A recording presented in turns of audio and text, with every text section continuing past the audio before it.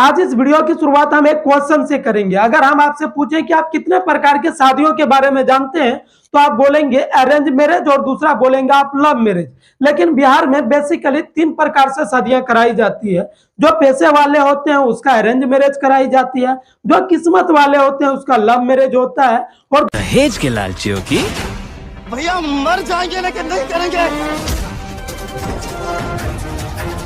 जबरिया जो बदकिस्मत वाले होते हैं उसका पकड़ा हुआ मैरिज होता है। अब आप सोच रहे होंगे ये अरेंज मैरिज और लव मैरिज तो पता है, लेकिन ये पकड़ा हुआ मैरिज क्या होता है। इस बार बीपीएससी परीक्षा पास कर सरकारी स्कूल के टीचर बने गौतम कुमार को स्कूल से किडनैप किया जाता है और किसी चांदनी कुमारी लड़की से जबरदस्ती शादी करा दी जाती है। क्योंकि मेरी मर्जी से शादी हुई नहीं, बंदूक की नोक पे शादी। मारपीट भी किया क्या? मारपीट भी हुआ, यहाँ गला में भी दर्द। वहाँ से 2 आदमी हमको जबरदस्ती खींच के रोड पे लाए, बोले मारपीट किया गया, जबरदस्ती शादी कराया गया। गौतम अकेले नहीं है, बिहार में हर साल 8 से 10 हजार ऐसे लड़के को किडनैप किया जाता है और किसी न किसी लड़की से जबरदस्ती शादी करा दी जाती है। इस प्रकार के शादियों को ही बिहार में पकड़ा हुआ विवाह कहा जाता है।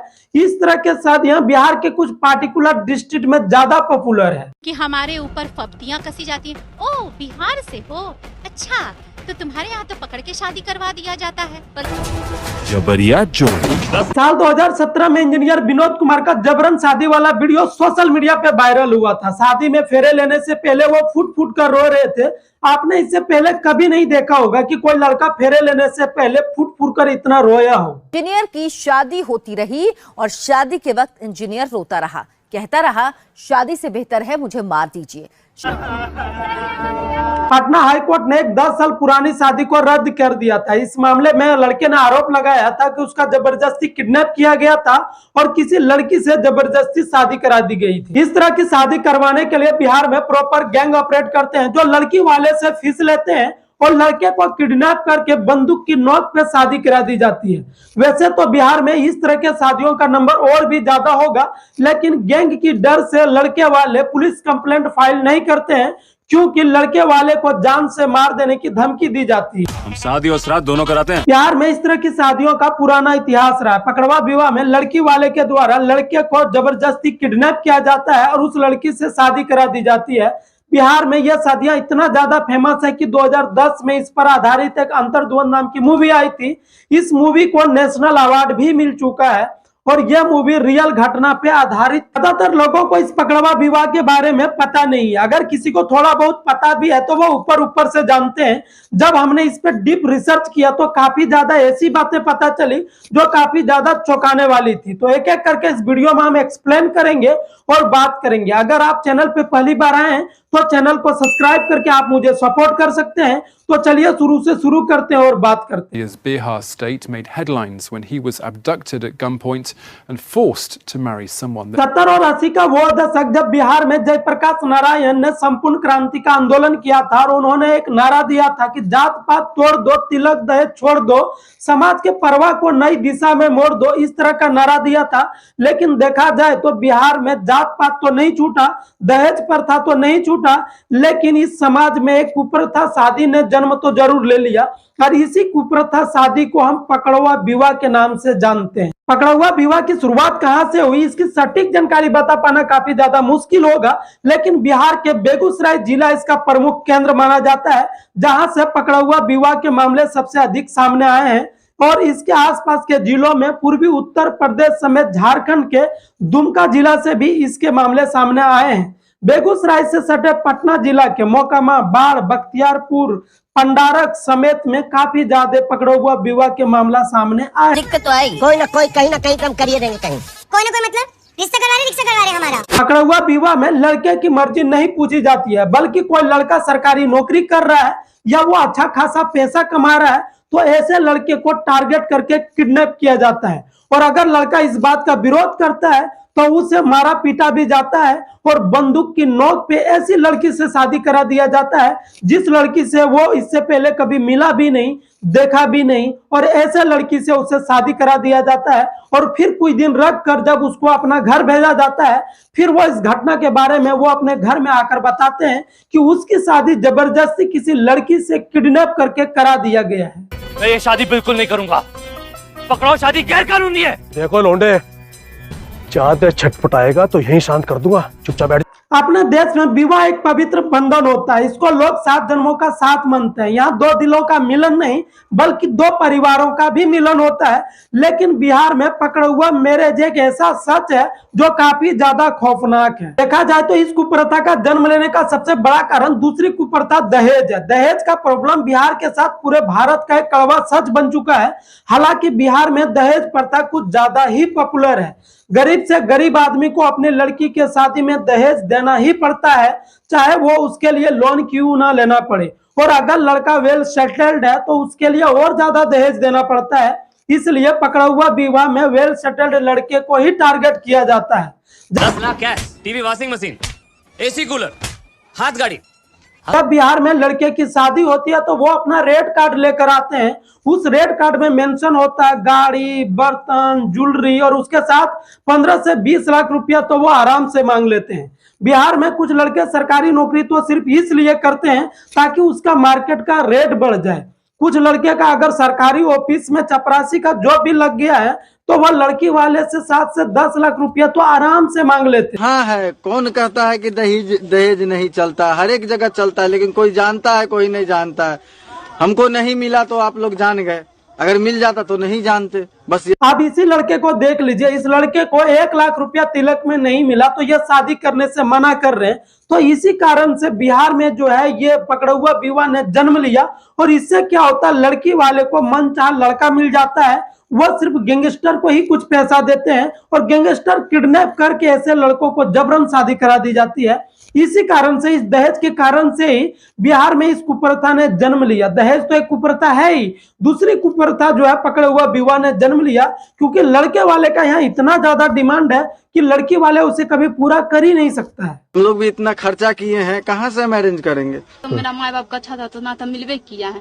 1 लाख ना बाकी है, वो तो मिल ही जाएगा ना। सोना का चैन और अंगूठी वो भी बाकी है। तो उम्र वक्त में मिल जाएगा। नहीं, हमको अभी चाहिए। बिहार में दूल्हे को एक मनी मेकिंग मशीन की तरह देखा जाता है। उसके घर वाले का मानना होता है कि पढ़ाने लिखाने में इतना खर्च हुआ है तो दहेज के जरिए से वसूल तो करवे करेंगे ना जी। भारत में 1961 में एक कानून बनाया गया जिसमें लिखा गया कि दहेज लेना कानूनी अपराध है। लेकिन आज भी भारत में खुलेआम दहेज लिया जाता है और दिया जाता है। यूपीएससी के मेंस पेपर में लड़के लिखते हैं कि दहेज लेना कानूनी अपराध है, लेकिन जब वही लड़के आईएएस ऑफिसर बन जाते हैं तो वह लड़की वाले से 70 से 80 लाख रुपया तो आराम से मांग लेते हैं। लेकिन वो यूपीएससी के मेंस पेपर में लिखते हैं कि दहेज लेना कानूनी अपराध है, लेकिन जब वो आईएएस बन जाते हैं तो उसके लिए वो कानूनी अपराध खत्म हो जाता है।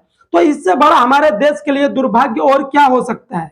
आपकी उन्होंने करा दी, साथ में बैठा करके जबरदस्ती, क्या वो होता नहीं जिसमें सिंदूर होता है, पूरा मुट्ठी पकड़ करके ऐसे करके और घींच करके पूरा उसका मांग पर डाल दिया ऐसे करके। पकड़ा हुआ विवाह में ज्यादातर जो लड़के होते हैं वो मिडिल क्लास से होते हैं, क्योंकि मिडिल क्लास के लड़के पे गैंगस्टर इजी तरीके से अपना दबाव बना लेते हैं और इसको किडनैप करके आसानी से उसका गन पॉइंट पे शादी भी करा देते हैं।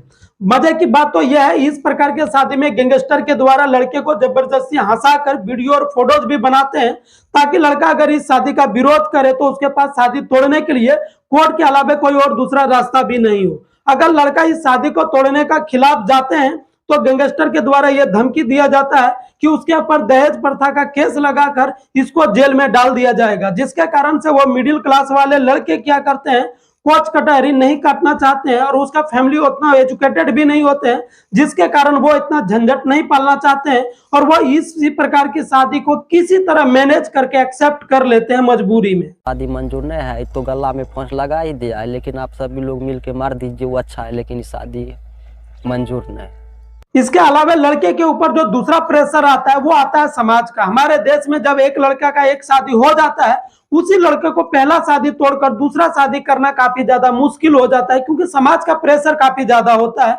कोई समाज उसे दूसरा शादी करना नहीं चाहता। हमारे देश में इस तरह का होता है। इस कारण से बहुत सारे लड़के जिसका पकड़ा हुआ विवाह हो जाता है तो वह किसी तरह जो है समाज की डर से, समाज की प्रेशर से किसी तरह मैनेज करके वो मजबूरी में इस शादी को एक्सेप्ट कर लेते हैं। इस शादी को नहीं मानता ना तो कोई अच्छे लड़की वाले, अच्छे परिवार वाले मेरे साथ संबंध करने से हिचकिचाते हैं। इस तरह से परवीन ने किया। परवीन ने तो 3 साल तक अपना शादी एक्सेप्ट नहीं किया था और उन्होंने शादी तोड़ने की सारी कोशिशें कर ली थी, लेकिन समाज की डर से उसे ये डर था अगर ये शादी हम तोड़ देंगे तो हो सकता है दूसरी शादी नहीं हो, जिसके कारण मजबूरी में हूँ उसे यह शादी एक्सेप्ट करना पड़ गया था। तो मैंने यही सोच लिया कि मुझे जिस तरह से जिंदगी जीने का था, मेरे नसीब में जो था वो, अब मुझे यहाँ से न्यू जिंदगी की शुरुआत करने का। पकड़ा हुआ विवाह में हमेशा लड़के का ही जिक्र होता है, लेकिन उस लड़की का क्या जिसका भी तो जबरन शादी कराई जाती है। उस लड़की से भी तो नहीं पूछा जाता है कि तुम्हारा शादी किससे हो रहा है, और उस लड़की को भी नहीं पता होता कि उसका शादी किस लड़के से हो रहा है,